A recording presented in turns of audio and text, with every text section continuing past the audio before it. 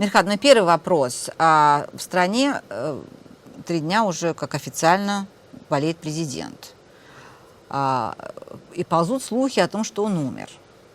И в то же время официальные представители молчат. Насколько это опасная ситуация сейчас случилась в Узбекистане? И как долго будет это молчание продолжаться? Ну, это молчание будет продолжаться настолько долго, насколько понадобится для того, чтобы создать переходные какие-то механизмы, кому перейдет власть, как перейдет, какие люди будут, возможно, в новом правительстве. Но есть же конституция, законы, процесс. процесс. Как раз вот в таких странах, как Узбекистан или в любой другой постсоветской среднеазиатской республике, механизмы, процессы, они не работают.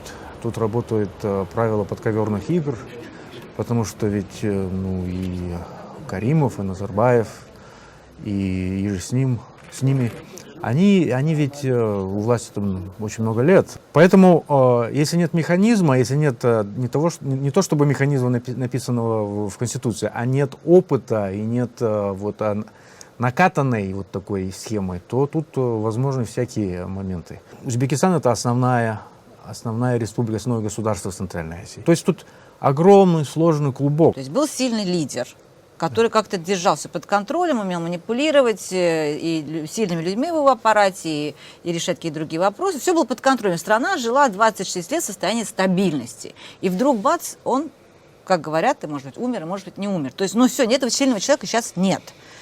Тогда это последствия для региона могут быть катастрофическими. Могут быть, но я думаю, что в любом случае они могут быть еще более катастрофическими, если туда начнут вмешиваться другие государства. Вот. А это очень может быть. Я сейчас не буду называть, но здесь очень много интересов других государств.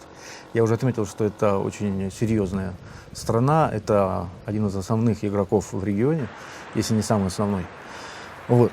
И здесь, я думаю, хватит опыта, а у Узбекистана все-таки по сравнению с другими центральноазиатскими государствами, включая Казахстан, опыт государственности гораздо больше исторически.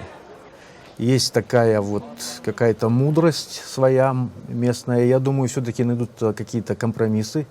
Я думаю, представители семьи все-таки где-то они останутся, где-то на каком-то уровне. И, в принципе, стабильность сохранится.